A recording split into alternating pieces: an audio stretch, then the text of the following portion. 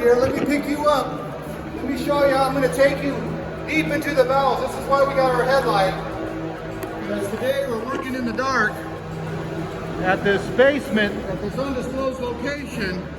And let me walk you down, show you what I'm tearing out today. I'm doing a little bit of demo work. And demo is always easier than install, but there's always stuff that you have to deal with. So let me walk you over here. There you go, that's what I'm taking out. This piece of 2-inch. They're tearing out this conveyor belt, and I got to get rid of that line too that goes up to the first floor. So I can use this ladder here. But for the most part, that's what's coming out today. So let me show you how I figure out where the drain is, or the riser, because you can't see it here. But anyway, this pipe has to come out. Let me take you back over here. But what I do is I trace this. I count my steps. So I gotta look for this branch line. Let me unclip you here. I follow this branch line. There's the line I'm taking out. And I'm counting my steps. And I'm figuring out where this line ends at and where the riser is as I'm counting my steps. Aha, I can see the riser coming into view right there. Okay, 45 steps.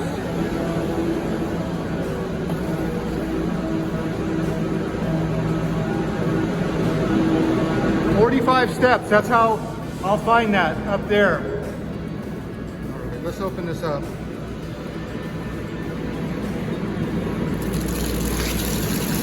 Oh, black water, keep on rolling, Mississippi moon, won't you keep on running on me? I don't know where this water is going to drain, but it's got to get out. So let's watch this water a little bit and get to work. Hopefully there's a drain over here. Oh yeah, there's a drain right there. Good, good, good. All right, we'll let that drain, and we'll stick you in time-lapse mode, and we'll get to work in the valves of an undisclosed location. Let me turn the light out. And you can see it's not that dark, but it is dark, so you need this headlamp. All right, let's get to work, shall we?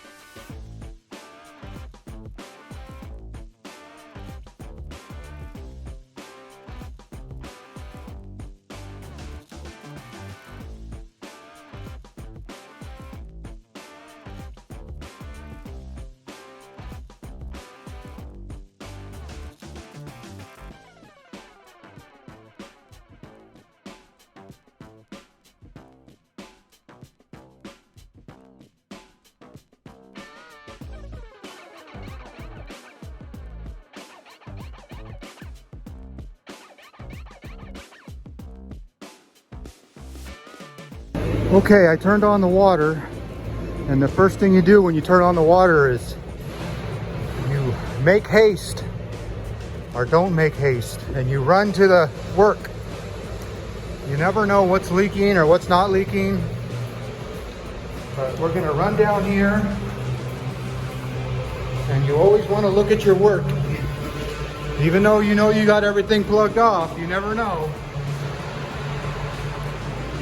Might be a bad gasket, might be a bad rubber, might be a bad sprinkler head, but I don't hear any water, so that's a good thing. I see a lot of water on the ground, but that's from me earlier. There's the pipe I took out. There's another piece of pipe still there, but that's where I plugged it, right there. Of course, I didn't take all that pipe out because we still need protection back there. We still need fire sprinklers. So I just disconnected the chute, because that's what they're getting rid of, is this chute.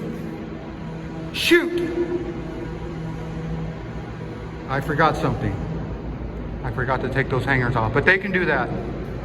So the chute is done. And I'll come back and I'll check that big cap. Let me zoom in on it. Yeah, it's dry, but you always want to check your work before you leave. And yeah, let's call that good. Made a little bit of water mess, but not bad. Could be worse. Okay, let's go turn that valve on the way and we'll go from there.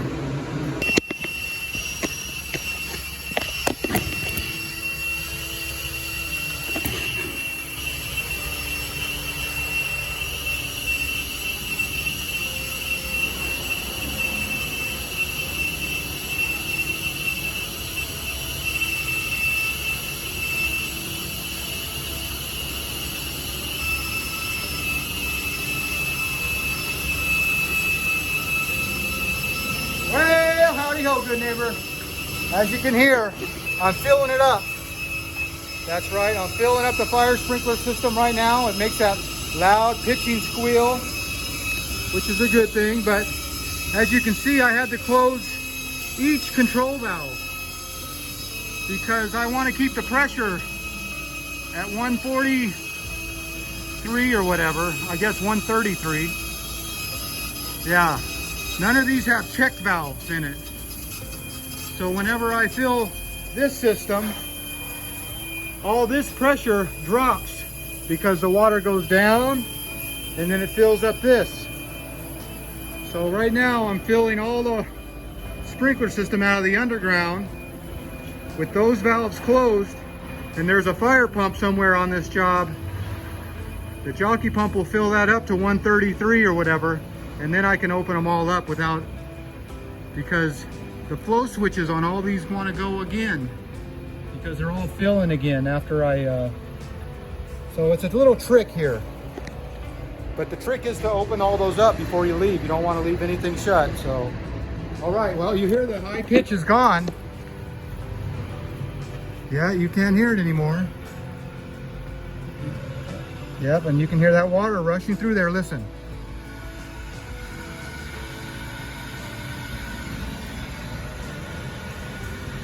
Yep, I like to see that gauge go up. All right, well, we'll fill this up. Go check our work one more time and clean up.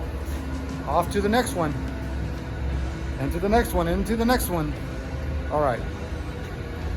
Let's go check our work one more time. And then I'll let you go. I'll let you go, go. Yep, that's why you pegged that flow switch. You see that? I stuck that pin right in there. We don't want any alarms going off, so that's what the flow switch looks like. You take the cover off and you stick a pin or something right there underneath that little bar. Okay, this one's just about full. It's not at the 135 mark, but it's at the 115 mark. So we're gonna open this all the way. Open, open, open. You can see that paddle turning. See that paddle turning right there? Yep, you do.